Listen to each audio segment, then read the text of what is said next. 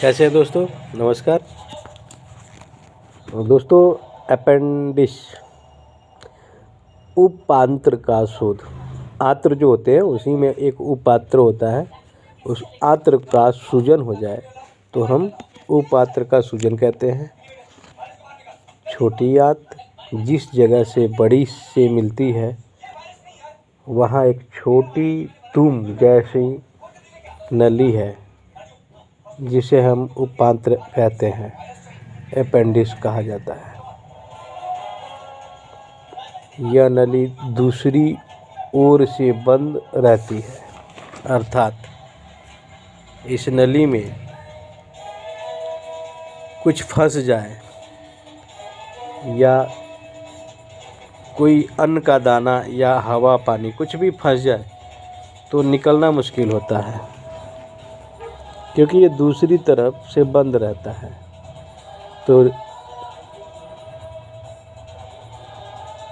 यह नली दूसरे ओर से बंद रहने के कारण, अर्थात इसमें एक ओर से खाने पीने की अथवा कोई भी अन्य वस्तु घुस जाए तो दूसरी ओर से निकलने के लिए मार्ग नहीं मिलता है। इस नली में यदि मछली का कांटा, छोटी हड्डी का टुकड़ा अथवा कोई अन्य वस्तु घुस जाती है तो इसमें प्रदाह उत्पन्न हो सकता है। इसी प्रदाह को उपांत्र शोथ अथवा उपांग प्रदाह कहते हैं। यह बीमारी प्रायः अधिक खाने के कारण या कमज़ोर पाचन शक्ति के कारण होती है। जो लोग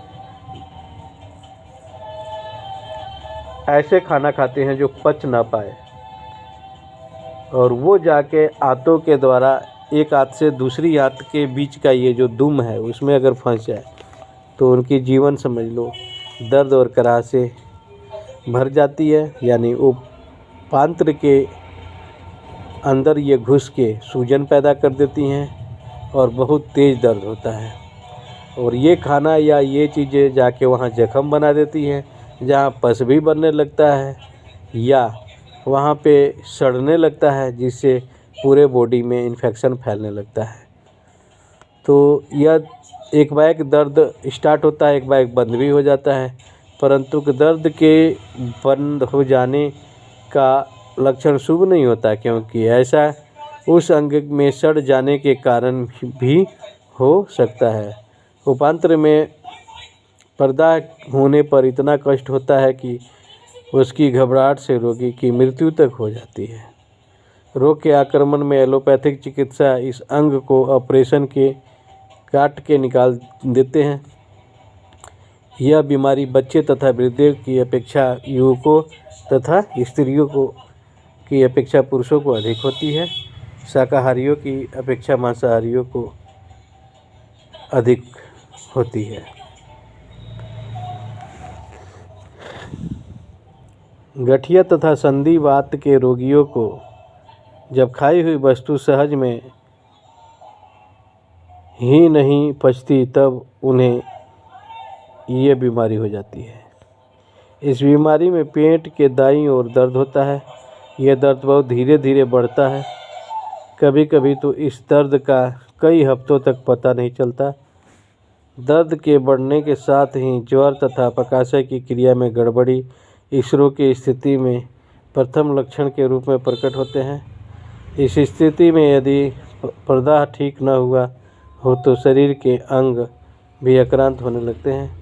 रोग के बढ़ जाने पर यदि तलपेट में नाभि के दाईं ओर असह्य वेदना, स्पर्श, असहिष्णुता, वमन, तीव्र ज्वर आदि लक्षण प्रकट हो तो किसी शल्य चिकित्सक की सहायता से इसे अंग को काट के निकाल देना चाहिए। उपांत के निकाल दिए जाने पर यह रोग फिर नहीं होता, अन्यथा प्रायः इससे पुनरावृत्ति होने की संभावना रहती है।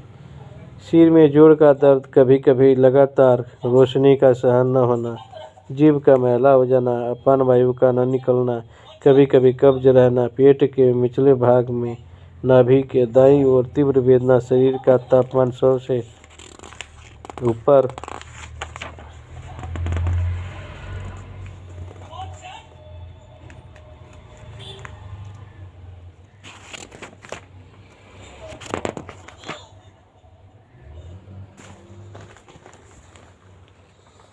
हो जाना तथा कभी कभी यकृत एवं प्लीहा वृद्धि के लक्षण भी प्रकट होना इस रोग के मुख्य उपसर्ग हैं। अब चिकित्सा में इस रोग के क्या क्या दवाइयाँ हैं, तो आयरिस टैनिकस डॉक्टर क्लॉथ के अनुसार पेट की तलहटी में दाईं ओर तीव्र दर्द वाले स्थान पर स्पर्श असहिष्णुता के लक्षण हो तो इस औषध से चिकित्सा आरंभ करनी चाहिए और वो इसे रोग की स्पेसिफिक औषध मानी जाती है। दूसरा है बेलाडोना, यह सामान्य रोग की शोक की मुख्य औषधि है। डॉक्टर केंत के अनुसार यह औषधि इस मतानुसार औषधियों की औषध है। जब आयरिस टैनिकस से लाभ न हो तो बेलाडोना देना चाहिए। पेट की तलहटी में दाईं ओर तीव्र वेदना, स्पर्श एवं शब्द असहिष्णुता, वस्त्र का स्पर्श सहन न होना, कभी कभी वमन, टपकन, साथ ही सिरदर्द, चेहरे का लाल रंग होना, माथे की गड़बड़ी, हाथ आगे की ओर झुकने पर सिरदर्द बढ़ जाना, जोर तथा पीठ के बल लेटने से टांगों के सिकुड़ने से आराम का अनुभव होना आदि लक्षणों में इसका प्रयोग हित है।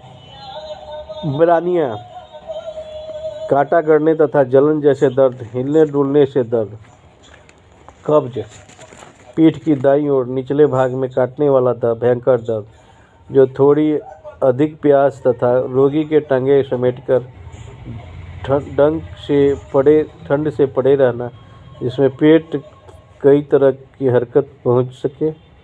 ऐसे लक्षणों में औषध को 1x की शक्ति प्रति 3-4 घंटे के बाद देते रहना चाहिए जब तक कि दर्द शांत न हो जाए। रोग की समाप्ति पर सल्फर 30 की एक मात्रा देना उचित है, इससे रोग का दोबारा आक्रमण नहीं होता है। डायस्कोरिया, यदि दर्द लगातार बना रहे, पेट में वायु भारी हो, मड़ोर उठती हो तथा पीछे की ओर झुकने से भी रोगी को आराम महसूस हो तो डायस्कोरिया के मूल अर्क कुछ बूंद पानी में गर्म में डालकर थोड़ी थोड़ी देर पर देते रहने से आराम मिलता है। कोलोसिन, यदि दर्द डायस्कोरिया का हो परंतु रोगी को आगे की ओर झुकने पर दर्द में राहत मिलती हो तो कोलोसिन दे। लेकेसिस, इस रोग में बहुत उत्तम औषधि मानी जाती है। दाईं ओर काटने जैसा दर्द हो, कमर में कपड़े सहन न हो, सामान्य ज्वर के साथ वमन एवं रोगी के स्वभाव चिड़चिड़ापन हो तो प्रत्येक 2 घंटे पर इस औषध को देना चाहिए। बीच बीच में गन पाउडर 3x देते रहना आवश्यक है। इस औषध के रोगी पीठ के बल टांगे समेट कर लेटा रहता है। अब गर्म पेय सेवन नहीं कर सकता तथा नींद के बाद उसका रोग बढ़ जाता है। एपिस, यदि सुई बेधने जैसा दर्द अथवा जलन पैदा करने वाला विशेषतः टीका लगवाने के कारण अथवा स्त्रियों को यह रोग होने पर तो लेकेसिस की अपेक्षा यह औषध अधिक लाभ करती है। आयरिस, लेकेसिस तथा एपिस के स्थानों प्रयोग से लाभ न हो तो आयरिस को देना चाहिए। लाइकोपोडियम एक्केयम, जब रोग तरुण अवस्था में समाप्त हो जाए तब 15-20 दिन में 1 महीने के अंतर पर इस औषध को 1-2 मास तक देते रहने से रोग का बराबर आक्रमण बना नहीं रहता। दाई रोग यह औषध वित्रम विशेष लाभ करती है और इस औषध के रोगी के पेट में दाएं भाग में दर्द होता है और रोगी को मीठी वस्तुएं खाने की इच्छा होती है। वह गर्म पेय पीना चाहता है तथा साय से 4 से 8 के बीच में लक्षणों में वृद्धि हो जाती है। स्मरणीय कि मर्कसोल 8 बाई ओर तथा गर्म औषध एवं लाइको दाई ओर तथा सर्द औषध। मर्कसोल और बेलाडोना, रस्टक्स, मर्को, रासायनिक, मैग्नीशिया फास, हिपर सल्फर, कोलोसिन। बोतल में खूब पानी भर के उससे रोगी के पेट पर छिड़कना चाहिए। आवश्यकता पड़ने पर गर्म पानी का एनीमा देना चाहिए। नवीन रोग में पानी सेवन कराना उचित है। तो दोस्तों ये थी आपकी